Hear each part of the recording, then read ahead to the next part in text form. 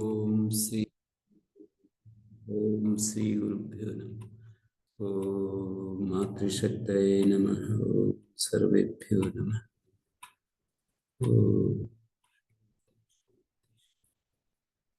ओम श्री गुरुभ्यो नमः। गुरुभ्यो नमः।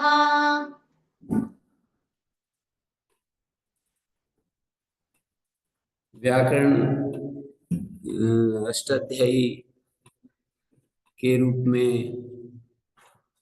समझा जाता है। तो व्याकरण को समझने के लिए अष्टाध्यायी का जो स्ट्रक्चर है, अष्टाध्यायी की जो संरचना है, वो किन किन चीजों की तरफ हमारा ध्यान आकर्षित करती है, उसको देखना चाहिए।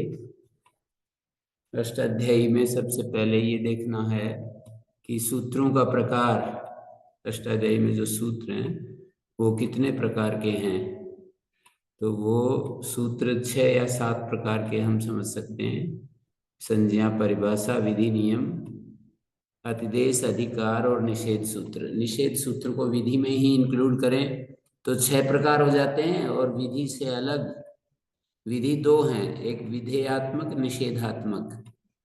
तो निषेधात्मक विधि को यदि अलग से कहें तो 7 प्रकार हो जाते हैं, और निषेधात्मक विधि भी विधि के अंतर्गत ही गिनते हैं तो 6 प्रकार हो जाते हैं। सूत्रों के ये 6 प्रकार हैं। संज्ञा सूत्र बहुत महत्वपूर्ण है। उनके द्वारा नाम रखा गया है कि इसको इस नाम से पुकारते हैं अष्टाध्यायी में।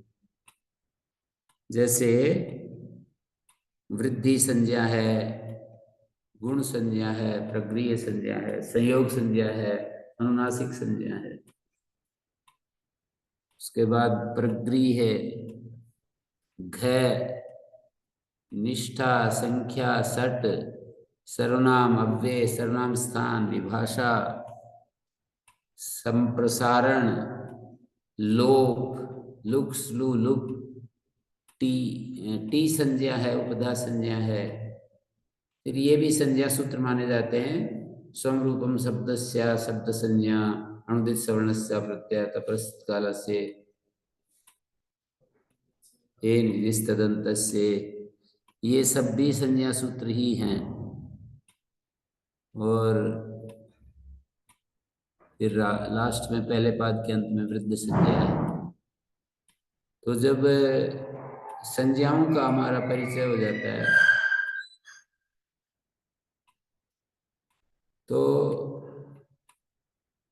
जैसे कहीं पर विधि सूत्रों में कुछ कार्य कहा जाएगा संज्ञा को ग्रहण करके, तो हम समझ जाएंगे कि ये कार्य किया जा रहा है। जैसे कहीं का वृद्धि हो, कहीं का गुण हो, तो हम यदि ये नहीं समझते हैं कि आ, आई, औ को वृद्धि कहते हैं, अ, ए, ओ को गुण कहते हैं, तो हम क्या वृद्धि गुण करेंगे। इसी सूत्र के माध्यम से यूं कह दिया कि गुण हो, और गुण का हमें पता नहीं, तो फिर हम गुण हो ये हमारे लिए व्यर्थ, निरर्थक शब्द प्रयोग होगा।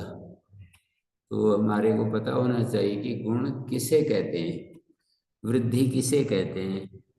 वृद्धि जो संज्ञा है उसका संजी क्या है, गुण संज्ञा का संजी क्या है, गुण जो नाम है इसका नाम ही क्या है, और वृद्धि जो संज्ञा है उसका संजी क्या है, ये हमें पता होना चाहिए। जब ये पता होता है तो फिर हम आसानी से जहाँ वृद्धि कही है वहाँ वृद्धि कर लेते हैं। आ, आई, औ में से किसी एक को छांट करके बिठा देते हैं। वो एक अलग प्रक्रिया है कि जब कई प्राप्त होते हैं तो उनमें से एक को ही कैसे ग्रहण करते हैं। तो वो एक परिभाषा की के द्वारा व्यवस्था की गई है स्थानांतरतमा। जब एक स्थानीय के स्थान में कई सारे आदेश प्राप्त हो रहे हों तो उनमें जो अंतरतम आदेश है वही होता है, सबसे जो सदृशतम होता है वही होता है। जैसे इगंत अंको गुण हो, इगंत अंको वृद्धि हो, ऐसा कहीं कह दिया तो इगंत अंको वृद्धि या इगंत अंको गुण। गुण होते हैं 3, तो ई के स्थान में मान लीजिए 3 प्राप्त हुए तो स्थानांतरतमा से आई हो जाएगा, और ऊ के स्थान में 3 प्राप्त हुए तो ऊ की जगह ऊ के स्थान में औ आ जाएगा। तो ऐसे करके स्थानांतरतमा व्यवस्था कर देगा। तो इस तरह हमें जो संज्ञाओं को सबसे पहले अध्याय में प्रमुखतः संज्ञा प्रकरण माना जाता है, पहला अध्याय। तो संज्ञा प्रकरण में हमको नाम बताए गए हैं पाणिनि ने कि मैं इन इन नामों का इन इन अर्थों में प्रयोग कर रहा हूं, इन नामों से मैं इनका ग्रहण किया करूंगा, इन संज्ञाओं से इन संज्ञों का ग्रहण करूंगा, इन नाम से इन नामों से मैं अमुक नामियों का ग्रहण करूंगा, ऐसा हमें समझना होगा, बहुत जरूरी है ये। तो ऐसे व्याकरण में जो संज्ञाएं हैं बहुत सारे, कुछ शब्द तो ऐसे हैं जो लोक में प्रयुक्त होते हैं, उसी अर्थ में पाणिनि ने अष्टाध्यायी में भी ले लिए हैं, अष्टाध्यायी में भी उसी अर्थ में प्रयोग किए हैं, लेकिन कुछ स्वतंत्र रूप से भी उन्होंने अष्टाध्यायी के जो प्रयोग हैं, अष्टाध्यायी में जो संज्ञाएं कही हैं, वो उससे अलग अर्थ में भी यहाँ पर संज्ञों को ग्रहण किया है। तो हम अलग किया तो वो वही लेना पड़ेगा। पाणिनि के द्वारा की गई संज्ञा कृत्रिम संज्ञा है, और स्वाभाविक रूप से जो उस शब्द का अर्थ होता है वो अकृत्रिम है। और पाणिनि ने ऐसा समर्थन किया है या ऐसा माना है कि कृत्रिमा कृत्रिमयो कृत्रिमे कार्य संप्रत्यय, कृत्रिम और अकृत्रिम दोनों उपस्थित हों तो वहां पर हमें कृत्रिम में ही कार्य का बोध होता है, उभय गतिरी भवती, कहीं कहीं दोनों का भी हो जाता है। ये भी एक परिभाषा है, उभय गतिरी भवती, माने जब कृत्रिम अकृत्रिम दोनों प्राप्त हो रहे हों तो कुछ स्थलों में कृत्रिम संज्ञा ली गई है, कुछ स्थलों में दोनों ले ली गई। ऐसा कोई स्थल नहीं मिलेगा जहां अकृत्रिम संज्ञा ही ली गई हो, कृत्रिम को छोड़ दिया गया हो, फिर तो संज्ञा करने का कोई अर्थ ही नहीं रहेगा। यदि कृत्रिम को छोड़ दिया जाए और उसका स्वाभाविक अर्थ ले लिया जाए तो संज्ञा क्यों करेंगे फिर? संज्ञा की इसलिए है कि एक नए परिप्रेक्ष्य में उन नामों को देख रहे हैं, उन संज्ञाओं को देख रहे हैं, नए अर्थ में उनका प्रयोग देख रहे हैं, इसलिए उन्होंने संज्ञाएं की हैं। तो हमारे को ऐसे जो भी उन्होंने व्यवहार किया है उसको समझना चाहिए और उस पर फोकस करना चाहिए कि संयोग क्या है, अनुनासिक क्या है, प्रगृह क्या है, घय क्या है, इनके लिए एक एक सूत्र है। और कभी कभी एक सूत्र नहीं है, एक से ज्यादा सूत्रों के द्वारा भी वो संज्ञा की गई है, लेकिन संज्ञा तो नाम एक ही है पर अलग अलग उसके संज्ञा होते हैं। जब एक संज्ञा के कई, जैसे प्रगृह संज्ञा 8 सूत्रों के द्वारा की गई है, तो प्रगृह संज्ञा तो एक ही पर उसके जो संज्ञा होंगे ईदुदे द्विवचनम प्रगृह में अलग होंगे, अदसोमात में अलग होंगे। शे विवाद एका जना गोत समुद्धव शाकल्य से तावनार से ईदु तो सप्तम अर्थ, इन सभी सूत्रों में इन ये जो प्रगृह संज्ञा है इसके संजी अलग अलग होंगे। सर्वनाम संज्ञा भी इसी तरह से 10 सूत्रों में सर्वनाम संज्ञा की है तो सर्वनाम संज्ञा के संजी अलग अलग होंगे। अव्यय संज्ञा 5 सूत्रों में की है तो वो भी अलग होगा। हम यूं कहेंगे उसका संज्ञा का संजी अलग होगा। तो इस तरह से इसको हमें समझना है। संज्ञाओं का संजी क्या, कहाँ पर क्या लिया है, ये जो मैंने कुछ सूत्र आपके सामने रखे हैं तो उनको तो समझना ही है, बाकी को भी समझना है। जैसे कहीं घय शब्द आ गया है तो तरप्तम आपको घय शब्द से लेना है। ये तो एक ही संज्ञा है, तो ये इसमें बहुत ज्यादा झंझट नहीं, वृद्धि गुण में कोई झंझट नहीं है। पर जहां पर एक संज्ञा तो एक ही है, पर संज्ञा अलग अलग प्रसंग में अलग अलग है, तो वहां तो थोड़ी जटिलता आई जाती है, थोड़ा सा जटिल हो जाता है। ध्यान देने से वो जटिलता समाप्त हो जाती है। तो जैसे सर्वनाम संज्ञा 10 सूत्र हैं, तो वे सारे सूत्र अलग अलग प्रसंगों को सर्वनाम संज्ञा का संजी बताएंगे। सर्वादि सर्वनामानि, तो ये तो सर्वादि शब्दों को सामान्य रूप से सर्वनाम कह दिया। भाषा दिक् समास से बहुब्री हो, वो दिक् समास बहुब्री में फिर कहेगा। विकल्प से सर्वनाम संज्ञा होती है। दिक् समास बहुब्री समास में जो दिक् समास संबंधी हो तो उसमें बहुब्री संज्ञा होती है। न बहुब्री मना करता है, तृतीय समास से फिर विधान करता है। न बहुब्री हो कहेगा बहुब्री समास में यदि सर्वादि आ जाए तो उनकी सर्वनाम संज्ञा नहीं होती। बहुब्री समास में सर्वादियों की सर्वनाम संज्ञा नहीं होती है, ऐसा ये सूत्र हो जाएगा। सर्वादि सर्वनामानि, अव्यय अव्यय संज्ञा 5 सूत्रों से की है, तो वो तो अलग अलग प्रसंगों में अलग अलग सर्वनाम अव्यय संज्ञा होगी। जैसे स्वरादि निपातम अव्ययम, स्वरादि शब्द और निपातों की अव्यय संज्ञा करेगा, तद्धित व्यक्ति तद्धित प्रकरण में लगेगा। कृण्वे जनता करता तो सुन कसुना, ये तीसरे देह में लगेंगे। अव्ययीभाव से अव्ययीभाव समास में लगेगा। तो एक संज्ञा के जब कई संजी होते हैं, जैसे प्रत्यय से लुक्स लुलुपा, अब ये प्रत्यय के दर्शन की लुक्स लुलुप 3 संज्ञा की, तो यहाँ पर प्रत्यय का दर्शन कहीं लुक शब्द से होगा, प्रत्यय का दर्शन कहीं श्लू से होगा, प्रत्यय का दर्शन कहीं लुप शब्द से होगा। तो प्रत्यय दर्शन की ये जो 3 संज्ञाएं की हैं, उनके कार्य अलग अलग होंगे। लुक लुक में तो इतना ही है कि वो अदृश्य हो जाएगा, अदर्शन हो जाएगा।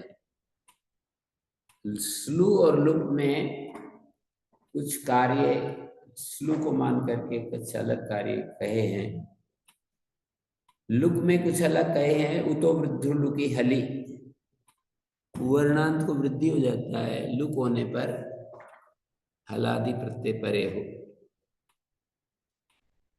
तो उतो वृद्धि हली सुपिचय बहुवचन जल्लेत, बहुवचन में जलादि विभक्ति हो तो अकार को ए हो जाता है। वृक्षेषु उदाहरण है। तो ये इस तरह से ये सब हमें दिशा मिलेगी अष्टाध्यायी से। तो संज्ञा और परिभाषा, ये 2 सूत्र पहले हम ले रहे हैं कि संज्ञा सूत्र और परिभाषा सूत्रों के समझने से फिर बाकी सूत्र भी समझ में आने लगते हैं। जैसे विधि सूत्रों में जो संज्ञाएं और परिभाषाएं का कार्य किया है, कहीं पर समास संजी पर कार्य किया है। दूसरे 6ठे अध्याय के 43 पाद पर,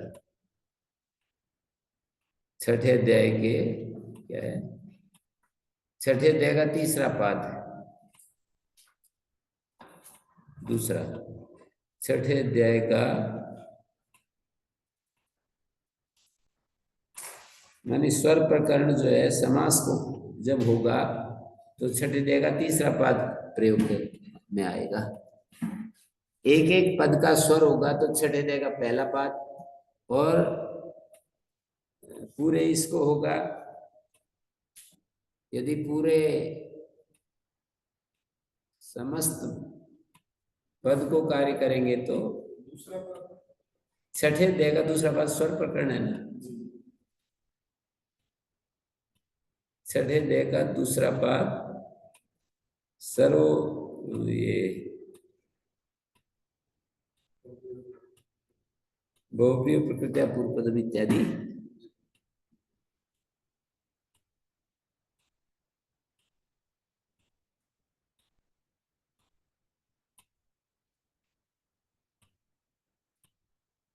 तो इस तरह से हम देख लेंगे।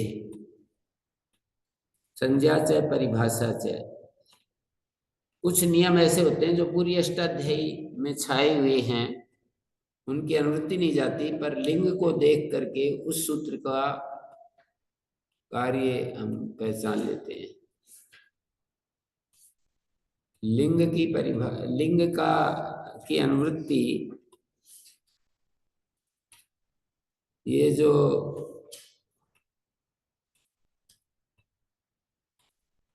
हमारे जो सूत्र हैं, लिंगवती परिभाषा बहुती,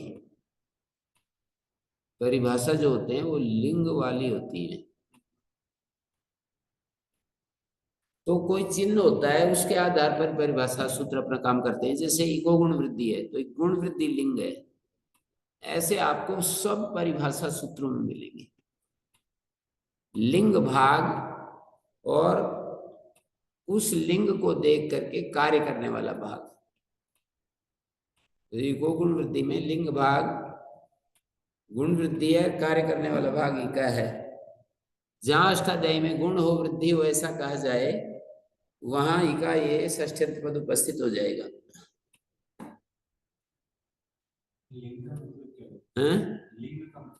चिन्ह, चिन्ह लिंगवती परिभाषा होती, चिन्ह। जैसे इसका चिन्ह है ना, इको गुण वृद्धि परिभाषा सूत्र है, इसका चिन्ह क्या है? गुण वृद्धि, ये चिन्ह है। ये इका गुण वृद्धि परिभाषा कहाँ कार्य करेगा? गुण वृद्धि चिन्ह को देख करके। गुण वृद्धि जहां जहां भी कहे हैं अष्टाध्यायी में, और नियम नहीं है वहां, नियत नहीं है कोई कार्य। यदि नियत है तो फिर वही कार्य होगा। नियत है ना, जैसे अचोणी थी, अतो बधाया, यहां ही वो गुण वृद्धि नहीं जाएगा। क्यों? पहले से ही गुण को निश्चित कर रखा है कि भाई गुण इसके स्थान में होना है। जहां अनिश्चितता है और लिंग बहुत है, नहीं, अनिश्चितता है और उस लिंग का कार्य करने के क्षेत्र बहुत हैं। लिंग बहुत है ऐसा नहीं बोलेंगे, उसके क्षेत्र बहुत है। तो लिंगवती परिभाषा भवती, ये एक स्टेटमेंट है परिभाषाओं के बारे में। संज्ञा संजी में संज्ञा का निर्देश बाद में होता है, संजी का पहले होता है, वृद्धिरादेश को छोड़कर। कुछ और भी सूत्र हैं, तो उसको ऐसा समझना चाहिए, समानाधिकरण से निर्देश किया है संज्ञा संजी प्रसंग में, वृद्धि गुण आदि प्रसंगों में समानाधिकरण से निर्देश किया है। और समानाधिकरण को ऐसे बताया है कि ये कहा है, समानाधिकरण निर्देश करके ये बताया है कि कहां पर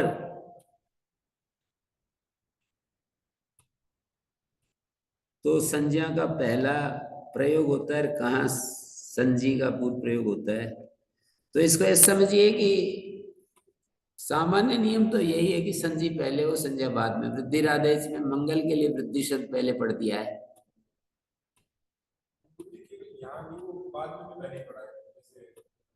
मैं ये कहना चाह रहा हूं, मेरी पूरी बात नहीं सुनी। मैं ये कहना चाह रहा हूं कि सामान्य रूप से यही नियम लागू हो रहा है कि संजी पहले संज्ञा बाद में। सामान्य रूप से ये नियम लागू हो रहा है। कहीं कहीं इसका व्यतिक्रम भी देखा जाता है, बहुत सारे सूत्र में दिखा सकता हूँ। वृद्धिरादेश एक की बात नहीं है, वृद्धिरादेश एक सूत्र की बात नहीं है, कई सूत्रों में ये अष्टाध्यायी में कर रखा है कि संज्ञा का निर्देश पहले कर दिया, संजी का बाद में कर दिया। तो उसको आचार्य ने ऐसा कह दिया कि ये तो आचार्य ने जो प्रयोग किया है ना, वो इतना ही बताना चाहते हैं कि उद्देश्य और विधेय में कोई निश्चित नियम नहीं होता है कि उद्देश्य का पहले प्रयोग होता है, विधेय का बाद में प्रयोग होता है, ऐसा कोई निश्चित नियम नहीं है। संज्ञा संजी स्थल में भी यदि उद्देश्य विधेय के अनुसार देखोगे तो संज्ञा विधेय होगी और संजी उद्देश्य होगा। इतनी बात समझ में आ रही है? संज्ञा संजी प्रयोग में भी वो पहले होगा और बाद में होगा, ये जो मैंने कहा। क्या कहा मैंने, बताओ? ये उद्देश्य विधेय वाला हैं? उद्देश्य विधेय वाला, उद्देश्य विधेय नहीं आ रहा समझ में? हैं? कई बार बोलता हूं मैं तो। अभी जो बताया वो ज्ञात अर्थ उद्देश्य होता है, और अज्ञात अर्थ जो अंश किसी वाक्य में, किसी स्टेटमेंट में जो ज्ञात बात है वो तो उद्देश्य स्थानीय होती है, और अज्ञात जो होता है वो विधेय स्थानीय होता है। जैसे वृद्धिरादेश, अदेंग गुणा, इन सूत्रों में, संज्ञा सूत्रों में अदेंग तो ज्ञात अर्थ है, अक्षर समामनाय में उसको हमने जान लिया, लेकिन गुण, उसका नाम गुण है ये तो कहीं भी नहीं पता। अभी अपूर्व विधि है एक प्रकार से, इसको अभी कहने जा रहे हैं। विधेय जो होता है वो विधेय का अर्थ होता है जिसका विधान किया जा रहा है, अभी विधान किया जा रहा है, तो उसका नाम जो रखा जा रहा है ना, गुण नाम रखा जा रहा है, अदेंग गुणा, वो अभी रखा जा रहा है पाणिनि के द्वारा, प्रथम इदम प्रथमतया रखा जा रहा है।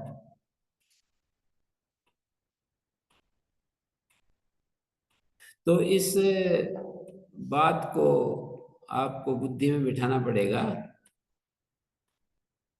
कि आचार्य हमको ये समझा रहे हैं, अप्रिक्त एकाल प्रत्यय सूत्र है ना, अभी संज्ञा सूत्र है, अप्रिक्त पहले पढ़ रहे रखा है। क्यों पढ़ा? कहते हैं आचार्य ये समझाना चाहते हैं कि उद्देश्य विधेय में विधेय का निश्चित नियम नहीं है कि विधेय का पर प्रयोग हो, विधेय का पूर्व प्रयोग भी हो जाता है। जैसे अप्रिक्त एकाल प्रत्यय, अप्रिक्त जो है वो विधेय है और उसका पूर्व प्रयोग हो रहा है। अप्रिक्त एकाल प्रत्यय में एकाल प्रत्यय तो उद्देश्य है, उसको हमने जान लिया अक्षर समामनाय में, तो एकाल प्रत्यय उद्देश्य है और दूसरा विधेय है। क्या विधेय क्या है? संज्ञा विधेय होती है, तो संज्ञा विधेय होते हुए भी पहले प्रयोग किया अप्रिक्त, और पहले विधेय का प्रयोग यहाँ तो संज्ञा संजी प्रसंग में कैसे करोगे? तो कह रहे हैं आचार्य हमको ये बताना चाहते हैं कि उद्देश्य और विधेय में संजी अंश जो है, संजी उद्देश्य और विधेय में, संजी उद्देश्य होता है, संज्ञा विधेय होती है, पर उसमें ये नियम नहीं, पाणिनि व्याकरण में ये नियम नहीं लागू होगा कि संज्ञा पहले और संजी बाद में।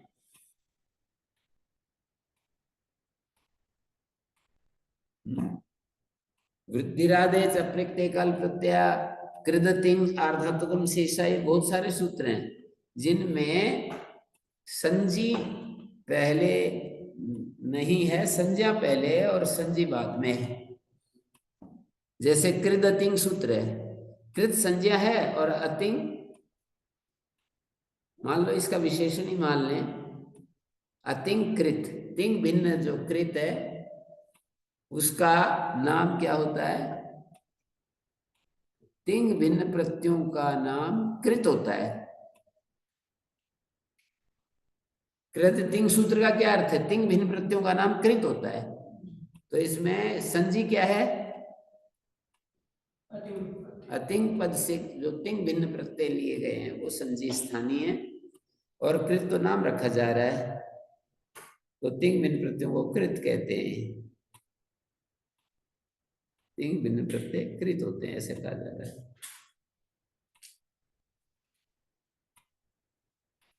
तो बात ये रही, यार धातुम शेषा भी ऐसा है, अप्रयुक्त एकल प्रत्यय सूत्र भी ऐसा है, एकल प्रत्यय अप्रयुक्त होता है, और आर्धातुकम शेषा, कृदतिंग, ऐसे बहुत सारे ढूंढने से मिल जाएंगे जिनमें संजी पहले न होकर संज्ञा पहले है। कृतिंग में भी कृत पहले है, आर्धातुकम शेषा आर्धातुक पहले है, अप्रयुक्त काल प्रत्यय में अप्रयुक्त पहले है। तो आचार्य ये बताना चाहते हैं कि उद्देश्य विधेय स्थल में ये नियम नहीं है कि उद्देश्य का हमेशा पूर्व प्रयोग हो और विधेय का बाद में प्रयोग हो। ऐसे भी प्रयोग देखे जाते हैं वाक्यों में कि संज्ञा का पहले प्रयोग है और संज्ञा का बाद में प्रयोग है।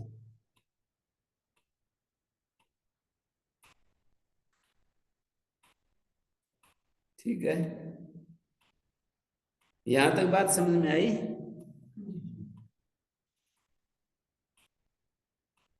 आचार्य ने ये ज्ञापित कहां पर किया है कि उद्देश्य और विधेय में संजी पहले होता है संज्ञा बाद में, नियम नहीं है। अप्रयुक्त काल प्रत्यय सूत्र से ज्ञापित किए। ज्ञापक कैसे निकलते हैं? अप्रयुक्त काल प्रत्यय सूत्र बनाने की क्या आवश्यकता है? फिर भी बना दिया है तो क्या कहेंगे कि आचार्य अप्रयुक्त काल प्रत्यय सूत्र जो बना करके अप्रयुक्त को पहले रख दिया ना, तो आचार्य ज्ञापित करते हैं कि उद्देश्य विधेय में विधेय अंश हमेशा बाद में हो, ऐसा नहीं है। देखो यहाँ अप्रयुक्त काल प्रत्यय पहले हो गया ना, उद्देश्य बाद में होता है, विधेय अंश बाद में होता है और उद्देश्य पहले होता है। इस नियम को ब्रेक करने के लिए आचार्य ने ये रखा है, इस नियम को तोड़ने के लिए उन्होंने ये ऐसा रखा है। उद्देश्य और विधेय स्थल में हमेशा उद्देश्य पहले हो, विधेय बाद में हो, ये नियम को तोड़ने के लिए उन्होंने ऐसा किया है। उद्देश्य और विधेय में उद्देश्य भी कई बार पहले आ जाता है और कई बार विधेय भी पहले नहीं आता है।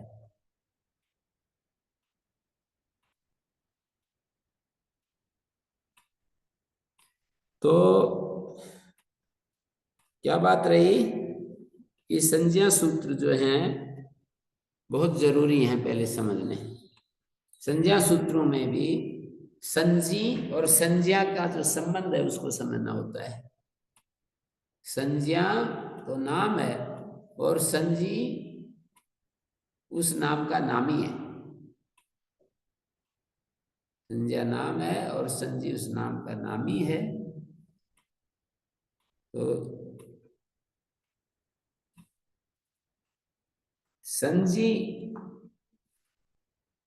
एक प्रकार से उद्देश्य होता है, संज्ञा विधेय होती है, लेकिन आचार्य ने अपनी अष्टाध्यायी में इस नियम को कई जगह बाधित कर रखा है। बहुत सारे सूत्रों में उन्होंने संज्ञा का पूर्व निर्देश किया है, संजी का पश्चात निर्देश किया है।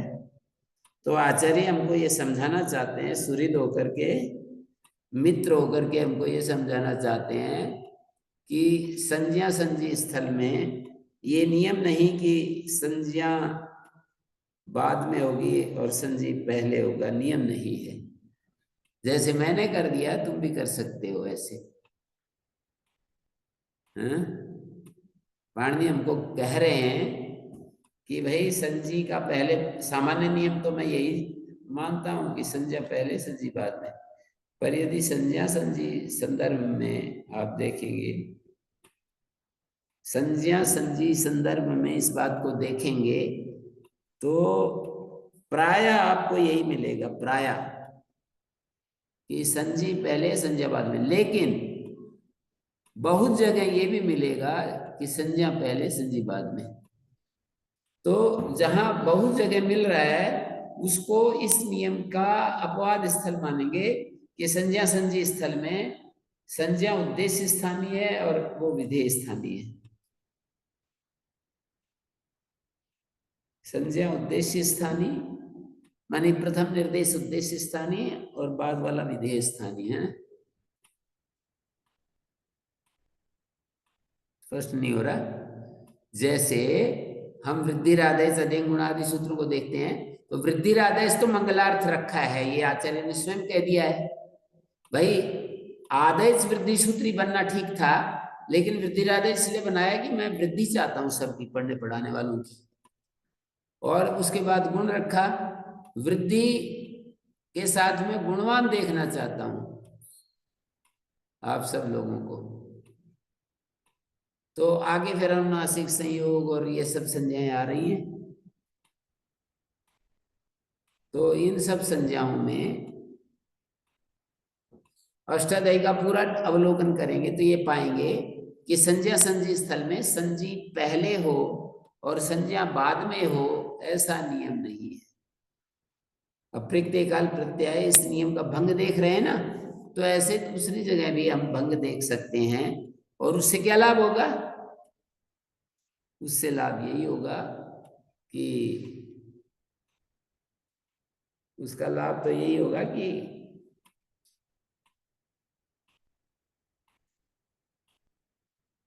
प्रयोग, हमारे वाक्य जो प्रयोग हैं वे हमारे सध जाएंगे। हमारे वाक्य प्रयोग सध जाएंगे। कौन से वाक्य प्रयोग? जिनमें अष्टाध्यायी में संजी को पहले रखा, संज्ञा को बाद में।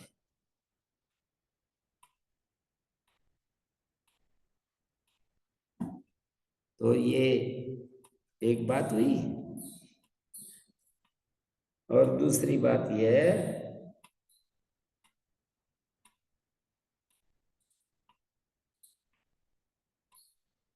कि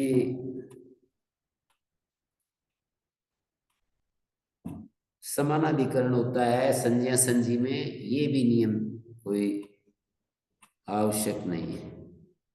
व्यधिकरण से भी संज्ञा संजी सूत्र में निर्देश मिलते हैं। जैसे स्वम रूपम शब्दस्या शब्द संज्ञा,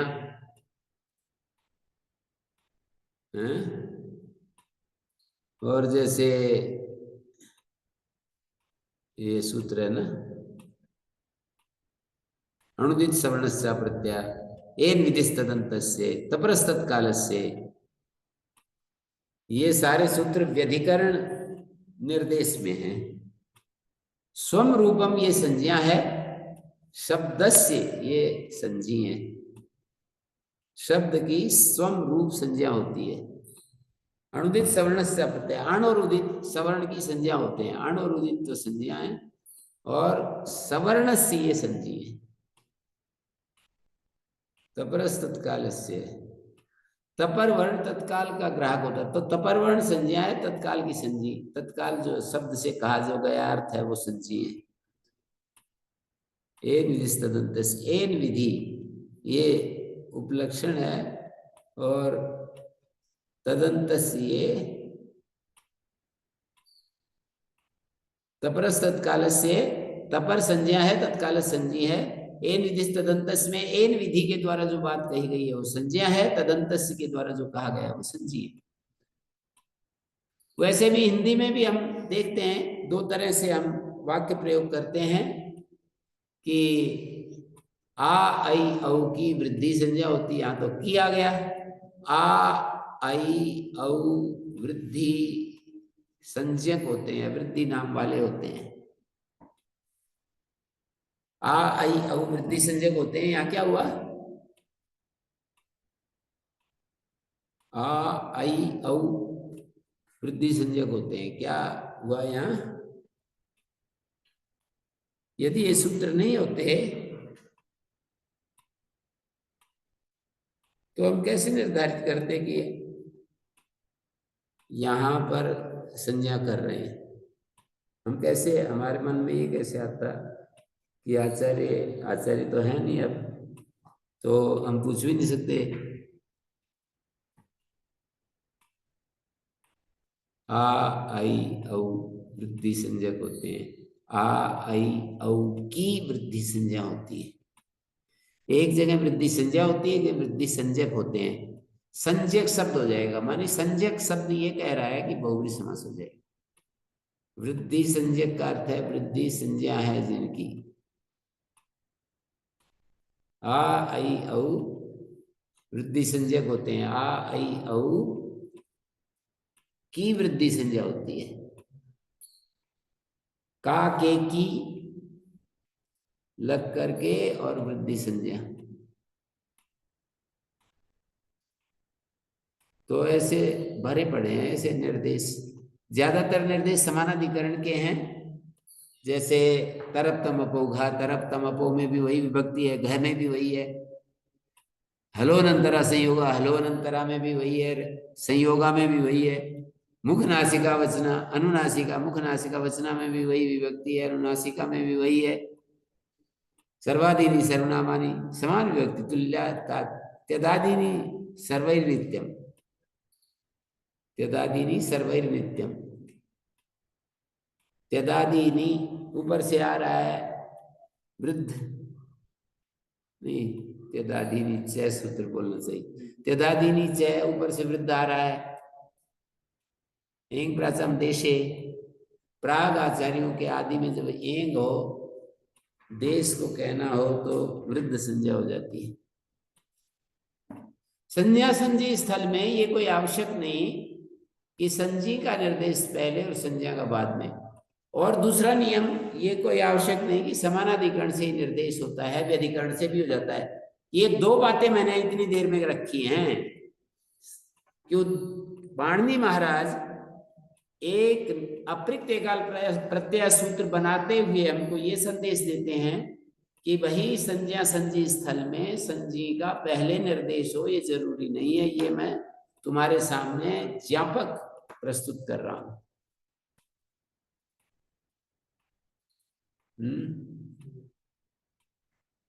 और समान विभक्ति में निर्देश हो, ये भी जरूरी नहीं। वृद्धि राधे समान विभक्ति है, अदेंगुणा समान विभक्ति है, हलोनंतरा संयोगा समान विभक्ति है, मुखनासिका वचना अनुनासिका समान विभक्ति है, तुल्यास्त प्रयत्न सवर्णम समान विभक्ति है, ईदुदेव द्योतनम प्रक्रियम समान विभक्ति है।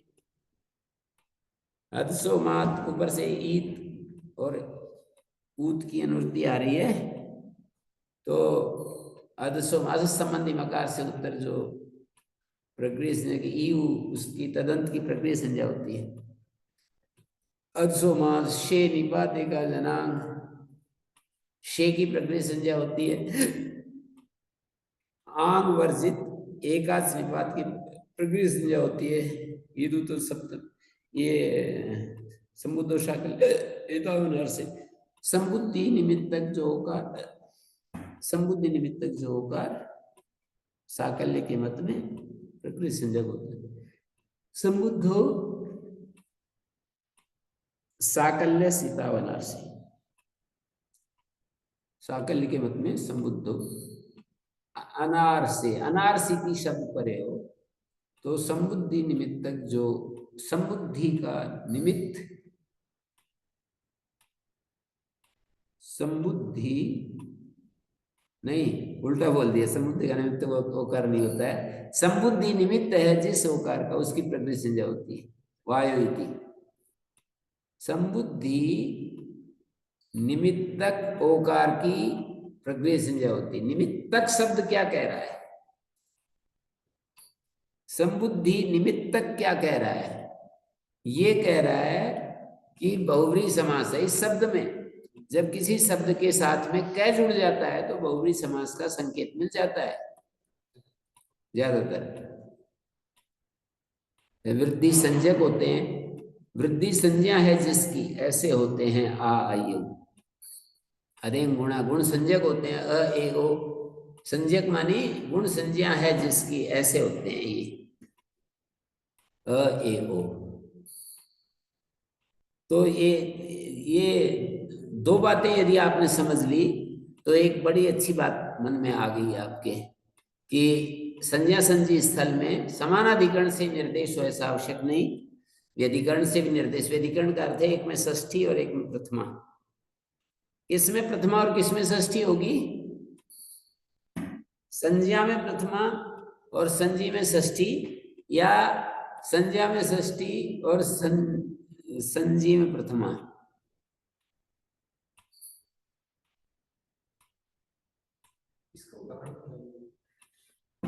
कहने के ऊपर है। हम यूं कहते हैं आ आई औ की वृद्धि संज्ञा होती है, तो आ आई औ में षष्ठी होगी वृद्धि संज्ञा। वृद्धि संज्ञा के संजी आ आई औ हैं। यदि ऐसे कहेंगे वृद्धि संज्ञा के संजी आ आई औ हैं, आ आई औ होते हैं। संज्ञा के संजी ऐसे बोले, वृद्धि संज्ञा के संजी। घूम करके हमने ऐसे बोल दिया वृद्धि संज्ञा के संजी आ आई औ होते हैं, तो वृद्धि संज्ञा के संजी आ आई औ होते हैं। और यदि यूं कहेंगे कि आ आई औ की वृद्धि संज्ञा होती है, प्राय तो यही होगा, मतलब संजी में षष्ठी और संज्ञा में प्रथमा।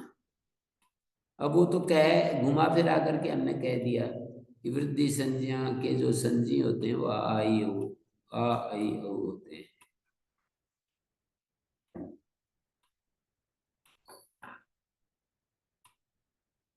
उद्देश्य और विधेय वाली बात भी समझ में आ गई तो बहुत अच्छा हो गया है कि संज्ञा संजी स्थल में संज्ञा जो होती है वो विधेय होती है और संजी उद्देश्य होता है। और उसमें पूर्व प्रयोग किसका होता है? पूर्व प्रयोग किसका होता है? संजी का होना चाहिए। लेकिन ये नियम नहीं है। इस नियम को सर्वथा निरपवादता से बचाना चाहते हैं कि ऐसा नियम नहीं है कि बस संज्ञा माने उद्देश्य, संज्ञा संजी स्थल में उद्देश्य पहले होता है और विधेय बाद में होता है। इस बुद्धि से हमारे को निकालना चाहते हैं कि तुम ये बुद्धि मत बना लेना कि संज्ञा संजी स्थल में हमेशा संज्ञा संजी पहले होता है संज्ञा बाद में होता है। वो तो कैसे भी कर दो, विवक्षा है फिर बाद में। विवक्षा जैसी करोगे वैसे कार्य हो जाएगा। जी हाँ जी गुरुजी, संज्ञा में षष्ठी हो और संजी में प्रथमा हो, ऐसा भी हो सकता है? वो तो मैंने बताया ना, घुमा फिरा करके कहना पड़ेगा। संज्ञा में ऐसे पाणिनि ने किया नहीं है, पर हम कर सकते हैं कि भाई वृद्धि संज्ञा के संजी कौन है, कोई पूछे वृद्धि संज्ञा की संजी आ आई वो है। वृद्धि एक संज्ञा है, उसका संजी उसके संजी आ आई औ होते हैं। तो जो होते हैं उसको हमने बाद में वो कर दिया है, थोड़ा सेट कर दिया बाद में। दरअसल पाणिनि तो यही कह रहे हैं कि आ आई औ की वृद्धि संज्ञा होती है, क्योंकि इस वाक्य में आ आई औ की वृद्धि संज्ञा होती है। विधेय अंश जो है वो संज्ञा है। और यदि हम यूं कहते हैं कि वृद्धि संज्ञा के संजी आ आई औ, ये विधेय कुछ नहीं, ये तो अनुवाद मात्र है। इस वाक्य में विधेय कुछ नहीं है ना। वृद्धि संज्ञा के संजी आ आई औ हैं, ये हमने पहले जानी हुई बात को दोबारा अनुवाद कर रहे हैं। वृद्धि संज्ञा के संजी आ आई औ हैं, एक अनुवाद होता है, एक विधि होती है। विधि तो अपूर्व होती है, पहली बार हमको बता रहे हैं वे पाणिनि, ये बता रहे हैं हमें आ आई को वृद्धि कहते हैं। और एक अनुवाद होता है, पहले हमने कोई चीज जान ली और फिर उसका अनुवादित चरणा नाम सूत्र में ये तो कर रखा है। अनुवाद जो है वो होता है पहले हम जान लेते हैं, बाद में उसका पुनः कथन करते हैं।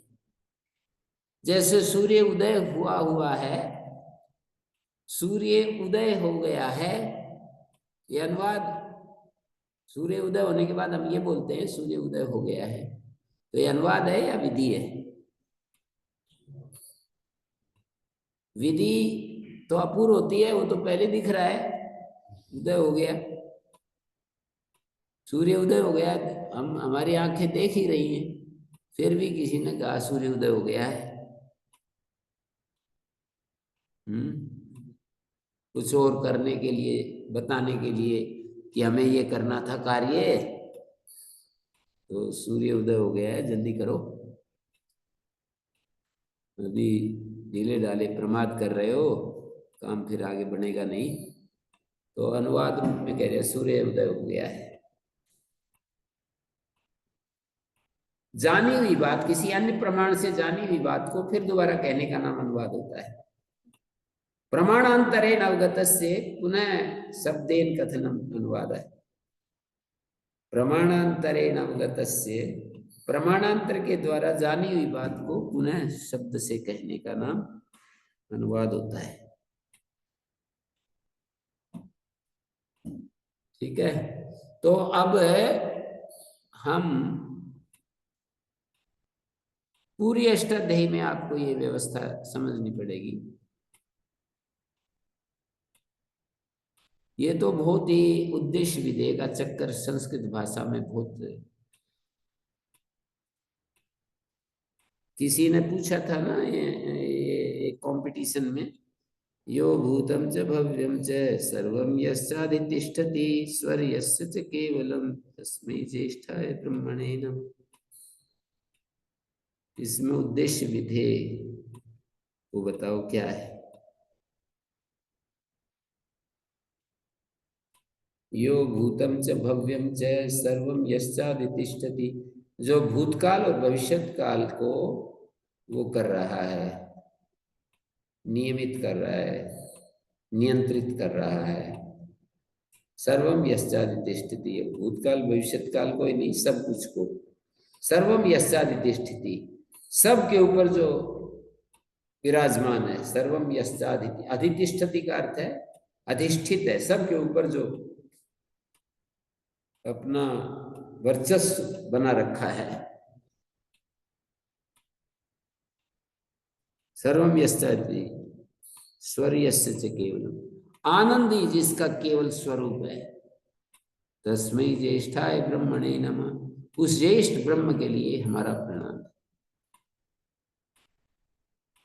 तो यहाँ उद्देश्यांश हो गया ज्येष्ठ ब्रह्म, तो उद्देश्य हो गया, नमः विधेय हो गया। ज्येष्ठंस तस्मै ज्येष्ठाय ब्रह्मणे नमः, ये इस पहले ही जो बात कही गई है उसके द्वारा ज्ञात हो गया ना ब्रह्म का स्वरूप, कि वो ब्रह्म ऐसा ऐसा है। स्वर्यस्य च केवलम, और तीन बातें जो कही है ना, यो भूतम च भव्यम च सर्वम यस्यादितिष्ठति स्वर्यस्य च केवलम,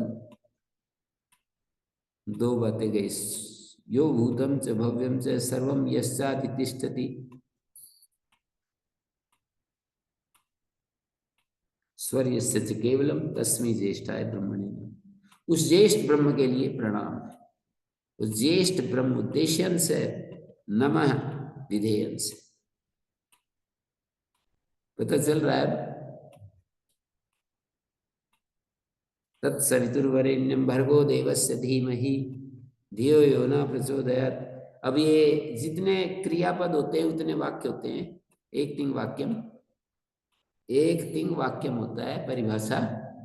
तत्सवितुर्वरेण्यम, तो जैसे भूर्भुवस्व अस्ति क्रिया का अध्ययन करेंगे तो अस्ति क्रिया विधेय है। तत्सवितुर्वरेण्यम भर्गो देवस्य धीमहि, सवितु देवस्य तत् भर्गः धीमहि। सविता देव का जो वरेण्य भर्ग है तत् धीमहि, सविता देव का जो वरेण्य भर्ग है, ये तो अनुवाद है। तत् धीमहि, तत् जो है ये उद्देश्य हो गया, धीमहि विधेय हो गया। सविता देव का जो वरेण्य भर्ग है तद्धीमहि, उसको हम ध्यान द्वारा धारण करते हैं। तो सविता देव का जो वरेण्य भर्ग है उसको ध्यान द्वारा हम अपने मन में धारण करते हैं।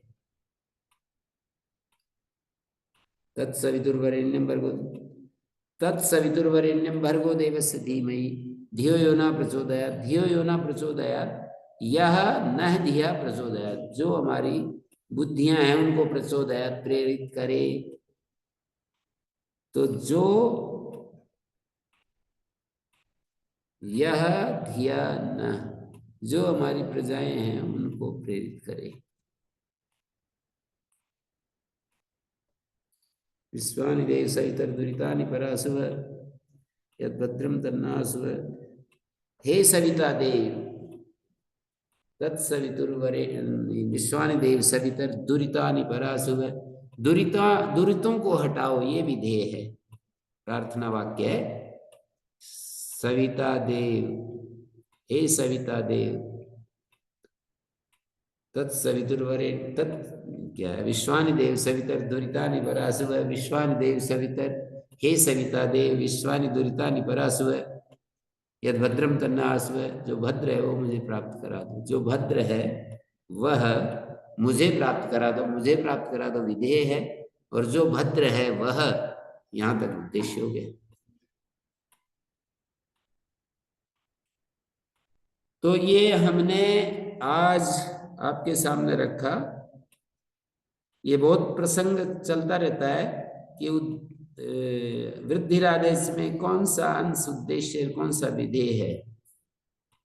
तो वृद्धि अंश, कोई कहेगा कि जी उद्देश्य पहले होता है विधेय बाद में होता है, तब आपको ये बात लानी पड़ेगी कि ये यदि ऐसा नियम हो तो एक नहीं कितने सारे सूत्र हम कह सकते हैं। कृत दिंग आर्धातुकम शेषा श्रांता षट, क्या है, अप्रिक्त एकाल प्रत्यय, यहां भी है श्रांत दति से क्या है, दत्यंता या संख्या सा षट संज्ञा होती, दति से सूत्र है ना, दति से में उद्देश्य, ये सूत्रकार ने दति से सूत्र बना करके क्या कर दिया, श्रांता षट में तो षट संज्ञा बाद में रखी है, पर दतीचे में दत्यंता, दतीचे और क्या है, श्रांता षट दतीचे दत्यंता या संख्या, दति प्रत्यंता या संख्या सा षट संज्ञिका भवति, श्रांता षट दतीचे तब तो निष्ठा नहीं, ये तो सब उद्देश्य पहले ही हैं। एक इस प्रकार में कुछ है, तर्कतम होगा बहुगुण वतुड़ती संख्या श्रांत, बहुगुण वतुड़ती संख्या, यहाँ क्या कर रखा है, बहुगुण वतुड़ती संख्या श्रांता षट दति च दति प्रत्यांत षट संज्ञा, और एक कौन सी संज्ञा है यहाँ पर, एक और भी तो है ना,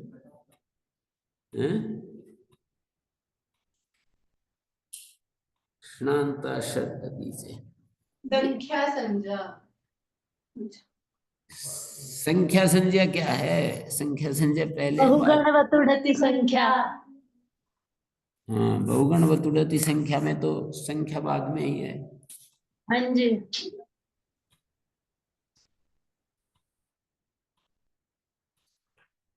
ये है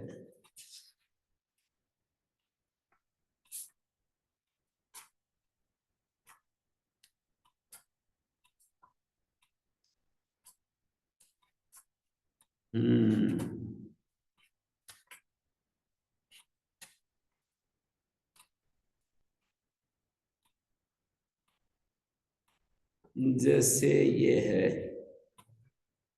ये भी स्वम रूपम शब्द से शब्द संज्ञा, यहाँ पर भी स्वम रूपम को पहले रखा है, अनुदित सवर्ण से में अनुदित को पहले रखा है, तपरस्तत काल में तपरे को पहले रखा है, आदिरंतेन सहिता एन विधिस्तदंतस्य, हाँ आदिरंतेन संहिता में आदि अंतेन हिता सह मध्यवर्ती नाम ग्रहणम भवति। तो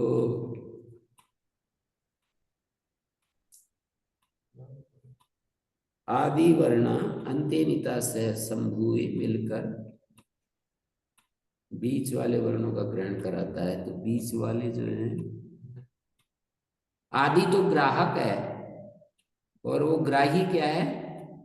संज्ञा ग्राहक होती है और संजी ग्राही होते हैं। तो आदि ग्राहक है और बीच वाले वर्ण ग्राह्य हैं। तो आदि अंतेन संहिता में भी यही है।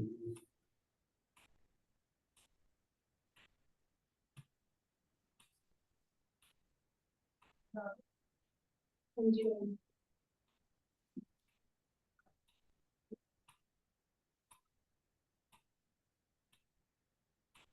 तो आर्धातुकम शेषा कृतिंग, ये तो नहीं है जो हम बोल रहे थे ना, बहुगण तृतीय संख्या श्रांता षट, वहां तो संजी पहले है।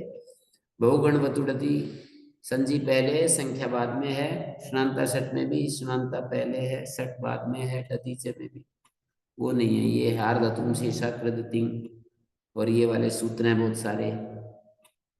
तो संज्ञा संजी अष्टाध्यायी में बहुत प्रकरण आपको मिलेंगे